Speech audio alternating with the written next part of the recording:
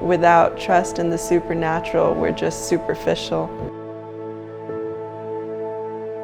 I would go to church every Sunday with my Nana. She was the pillar in my walk with Christ, and she's very special to me, and that's how I got closer to Christ. Speeding up to high school, I lost my Nana. It definitely kind of put a pause on my walk with Christ. A good 4 years of my life I spent depressed. I didn't recognize it at the time, but it was a very heavy time for me. And I turned to false idols like possessions, money, and comfort. It was definitely tough. I'd say that I spent those 4 years in denial that anything was wrong, and that really is what created this feeling of emptiness, like an empty vessel.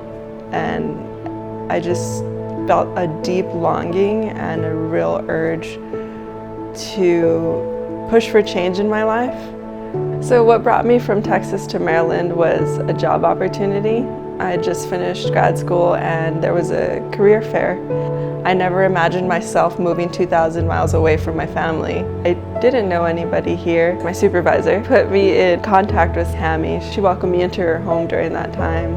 I know that God put her in my life. Also within that journey, I met someone here at Real Life, Mark Patton, and we would go on walks at work, and he encouraged me to come to Real Life and to try the young adult group led by Kristen. And so I began coming to Summit. Brittany, Sierra, and Kat, they've all been very important in developing my relationship with the Lord, and I've never felt a love more powerful, especially during a time when I didn't fully acknowledge Him.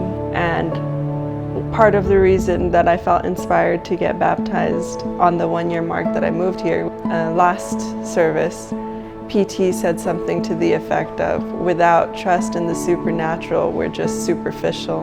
Without that challenge, I wouldn't have appreciated my relationship with the Lord as much as I do now.